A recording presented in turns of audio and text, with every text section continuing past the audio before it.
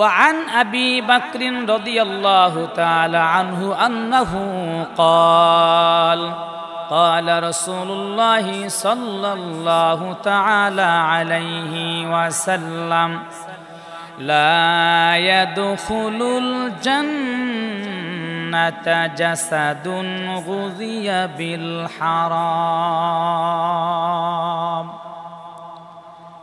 আমার মুসলমান ভাইরা বিশ্ব নবী রহমতের নবী সরকারে দো আলম গোটা পৃথিবীর সকল মানুষকে লক্ষ্য আর উদ্দেশ্য করে বলেন, ও মুসলমানেরা, ওই মানুষের দেহটা জান্নাতে যাবে না যেই মুসলমানের দেহের মধ্যে হারাম খাবার ঢুকলো।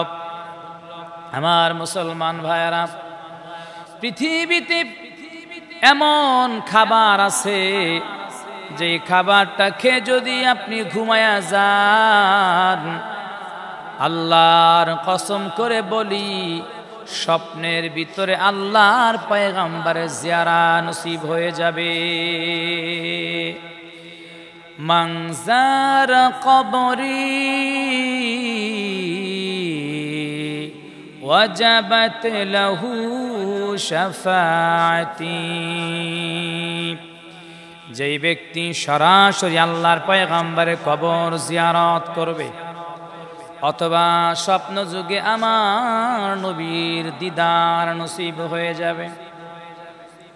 আল্লাহ রসুল বলেন, কাল হাসরের ময়দানে আমি নবী তাকে সুপারিশ করে জান্নাতে নিয়ে যাব। আমার মুসলমান ভাইয়েরা, শুনলে অবাক হয়ে যাবেন। পাহাড়ি এলাকার ভিতরে একজন বুজুর্গ মানুষ রাস্তা চলতে চলতে রাত হয়ে গেল, সন্ধ্যা ঘনায় আসলো। আরো কিছু সময় রাস্তাগুলি চলতে চলতে রাত গভীরে পৌঁছায় গেল। আনুমানিক রাত 9টা-10টা বেজে গেল। এবার ডানে বামে চতুর্দিকে তাকায়, কোনো আলো দেখা যায় না, বাড়িঘর দেখা যায় না। হঠাৎ করে চোখের নজর পাহাড়ে পড়ে গেল। দেখে অনেক উঁচায় টিপ টিপ টিপ টিপ করে আলো জ্বলে। অনেক কষ্ট করে পাহাড়ের চূড়ায় উঠে গেলেন। রাত গভীর, পাহাড়ের চূড়ায় উঠে দেখে একটা ছোট্ট কুঁড়ে ঘর দেখা যায়। সেই ঘর থেকে আলো হয়ে আসতেছে। আসসালামু আলাইকুম ওয়া রাহমাতুল্লাহ। ঘরের ভিতরে কেউ আছেন কি? আমি একজন মুসাফির, রাস্তা চলতে চলতে আমার রাত হয়ে গেছে, মেহেরবানি করে একটা রাত আমাকে থাকার মতো সুযোগ দেওয়া যাবে কিনা? কথা বলতে বলতেই দরওয়াজা খুলে দিল আল্লাহর একজন বান্দা। সালামের উত্তর নিলেন, বলেন সমস্যা নাই, মেহমান হবেন। আল্লাহর পয়গম্বর সুন্নত হলো যখন বাসায় কোনো মেহমান আসবে, ওই মেহমানকে সামর্থ্য অনুযায়ী তাদেরকে আপ্যায়ন করা সুন্নাত, এবং মেহমানকে হাসি খুশি ভাবে কথা বলতে হবে। কারণ রাসূল হাদিসের মধ্যে বলেন, মেহমান যখন কারো বাসায় আসে, ওই মেহমান তোমার বাসার জন্য আল্লাহর পক্ষ থেকে রহমত নিয়ে হাজির হয়ে যায়। সুবহানাল্লাহ। রাত্রি যাপন শুরু হয়ে গেল। এবার স্বামী স্ত্রী পরামর্শ করে, আমাদের ঘরে মেহমান ঢুকেছে, খাবার ব্যবস্থা করতে হবে। তেমন কোনো খাবার নাই, ঘরে যা আছে সেই খাবারগুলো মেহমানকে দেওয়া লাগবে। স্ত্রী বলে, শোনো, আমাদের ঘরে তুমি, আমি এবং আমাদের কলিজার সন্তান রয়েছে। আমাদের 3 জনের জন্য 3টা রুটি আছে। এক রাত না খেলে কোনো সমস্যা হবে না, কিন্তু মেহমানকে খুশি করলে আমার আল্লাহ খুশি হয়ে যায়। স্বামী স্ত্রী সন্তান 3 জোরে এই খাবার না গ্রহণ করে মেহমানকে খুশির নিয়তে 3টা রুটি তার সামনে প্রেজেন্ট করলেন। অনেক মজা করে হালুয়া দিয়ে তৃপ্তি সহকারে খানা খেয়ে মুসাফির ঘুমায়া গেলেন। মেজবান যারা তারাও রাতের বেলায় শুধু পানি খেয়ে ঘুমায়া গেলেন। সকাল হয়ে গেল, আল্লাহর বান্দা যায় না, ওই দিন রয়ে গেল। এবার ওই বাড়িওয়ালা উনি কর্মে ছিলেন একজন সাধারণ একজন কাঠুর ব্যক্তি। ওনার কাজ ছিল বনের ভিতরে গিয়া মরা গাছের ডালাগুলো কেটে কেটে সুন্দর করে বস্তা বানায়া বোঝা বানায়া সেই লাকড়িগুলো বাজারে বিক্রি করতো, আর আটা ময়দা কিনে এনে তা দিয়ে যতটুকু হতো তাদের সংসারটা, তাদের পরিবার কোনো রকম দিন কাল কেটে যেত। পরের দিন এবার কাঠুরিয়া ভাই সব লাকড়িগুলো বিক্রি করে আটা কিনে বাসায় এনে হাজির হয়ে গেল। বাসায় আসার পরে আল্লাহর বান্দা আবার মেহমানকে সুন্দর করে মেহমানদারি করবেন। এবার দ্বিতীয় রাতের বেলায় 3টা রুটি না দিয়ে শুধুমাত্র কেবলমাত্র 2টি রুটি দিলেন। রাতের বেলায় মুসাফির খেয়ে ঘুমায়া গেলেন। পরের দিন শুরু হয়ে গেল, কিন্তু মুসাফির এখন পর্যন্ত নামা যাওয়ার কোনো নাম গন্ধ নাই। মেজবান কিছুই বলে না। এরপরে আল্লাহর বান্দা আবার বনের ভিতরে গিয়ে লাকড়ি সংগ্রহ করে বাজারে গিয়া বিক্রি করে পরে রাতের বেলা আবার তাকে সুন্দর করে মেহমানদারির জন্য 2টা রুটি নয় 1টা রুটি দিলেন। আস্তে আস্তে যখন সময় ঘনায় যায়, খাবারের পরিমাণ কমে যায়।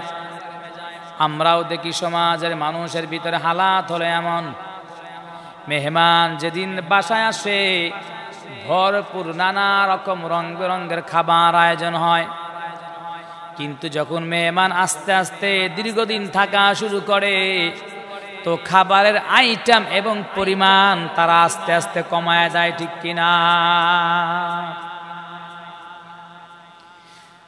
তৃতীয় রাতের বেলায় 1টা রুটি খেয়ে আল্লাহর বান্দা রাতের বেলায় ঘুমায়া গেলেন। 3 রাত যখন পার হয়ে গেল, এবার কাঠুরিয়া ডাকতে বলে, ভাই তুমি তো আমার বাসায় আসছিলা একটা মাত্র রাত থাকার জন্য, 3টা দিন রাত চলে গেল, এখনো যাওয়ার তোমার কোনো আলামত খুঁজে পাচ্ছি না। আমরা গরিব মানুষ, আর তোমাকে মেহমানদারি করতে পারবো না। 3 দিন পর্যন্ত মেহমানদারি করা আমার আল্লাহর সিফাত এবং পয়গম্বরদের সুন্নাত, তাই তোমাকে 3 দিন মেহমানদারি করলাম। এবার আল্লাহর হস্তে তুমি আমাদেরকে মাফ করে দাও। এবার মুসাফির চোখের পানি ছেড়ে কাঁদে আর ডাকতে বলে, ভাই আমি তোমাদের কথা দিয়েছিলাম একটা রাত তোমাদের বাসায় থেকে আমি চলে যাব, কিন্তু আল্লাহু আকবার, তোমার বাসায় যেদিন আমি প্রথম মেহমান হলাম রাতের বেলায় তোমরা আমাকে 3টা রুটি খাবার দিয়েছিলে। খাবার খেয়ে রাতের বেলায় ঘুমায়া গেলাম। ঘুমের মধ্যে আমি আল্লাহর পয়গম্বরের 3 বার জিয়ারা নসিব করে ফেললাম।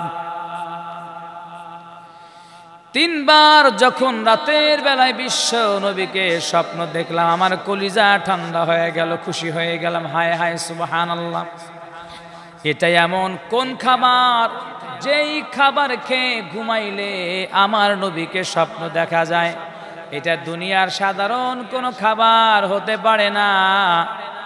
আমি এই খাবার ছেড়ে আর কোথাও যাব না। পরের দিন রাতের বেলায় তোমরা আমাকে 2টা রুটি দিলা। আল্লাহর কসম করে বলি, ওই দিন রাতের বেলায় আমি আল্লাহর পয়গম্বরকে 2 বার স্বপ্ন দেখেছি। সুবহানাল্লাহ।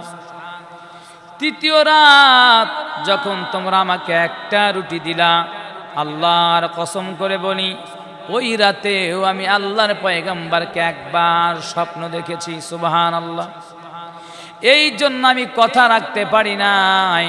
কাটুরিয়া ভাই তোমার কাছে জানতে চাই, তুমি এমন কোন দোকানের আটা ময়দা নিয়ে আমার রুটি বানায় খাওয়াইলা, যে রুটি খাই আমি ঘুমায় গেলাম, আর রাতের বেলায় তিন দিন আমার নবীকে স্বপ্ন সৌভাগ্য আমার নসিব হয়ে গেল। আমাকে একটু জানতে হবে। এবার কাটুরিয়া ডাকতে বলে, ভাই মূলত আমি কোনো বুজুর্গ না, আমি সাধারণ একজন কাঠুরিয়া, তবে শোনো, আমি জীবনে কোনোদিন কোনো মানুষকে কষ্ট দেই নাই, কারো সম্পদ জীবনে কোনোদিন আত্মসাৎ করি নাই, কোনো মানুষকে গালিগালাজ করি নাই, এ হাত দিয়ে কষ্ট দেই না। আমার হালাল খাবার যখন বাসায় নিয়ে আসি, আমার বিবি সুন্দর করে ওযু করে খাবারগুলো তৈরি করে বিসমিল্লাহ বলে রান্না শুরু করে। হতে পারে এর বরকতে আল্লাহ পাক এই রিজিকের মধ্যে বরকত দিয়েছে। লা ইয়াদখুলুল জান্নাতা জাসাদুন গুযিয়া বিল হারাম। নবী বলেন, শোনো, যারা হারাম খাবা কশিনকালও জান্নাতে যেতে পারবা না। এই জন্য আমার ভাইয়েরা, আজকে থেকে আমরাও যদি সিদ্ধান্ত নিতে পারি যে ইনশাআল্লাহ জীবনে কখনো হারাম খাবো না, হারাম টাকা ইনকাম করব না, হারামটা খাবো না, আমরা যা খাবো জেনে শুনে খাবো, হালাল টাকা দিয়ে হালাল খাবার কিনে যদি আমরা খেয়ে খেয়ে ঘুমায়া যাই, আর যদি ঘুমের পূর্বে 100 বার করে দরুদ শরীফ পড়ে ঘুমাই, তো আল্লাহর কসম করে আমিও বলতে পারি, আমল করতে করতে আল্লাহর পয়গাম্বার একদিন স্বপ্নে তোমার সাথে সাক্ষাৎ করবে। মান যারা কবরি ওয়াজাবাত লাহু শাফাতি।